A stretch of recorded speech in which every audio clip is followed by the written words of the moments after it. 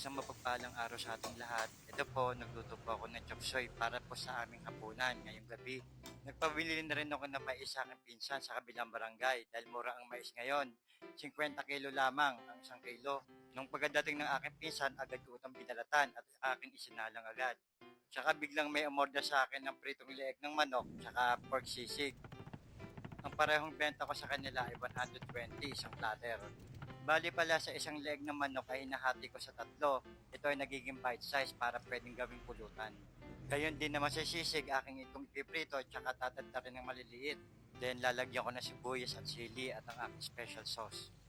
At ito, luto na yung mga pritong leeg. Malalaman mo pag luto na pag ito ay mga nakalutang na.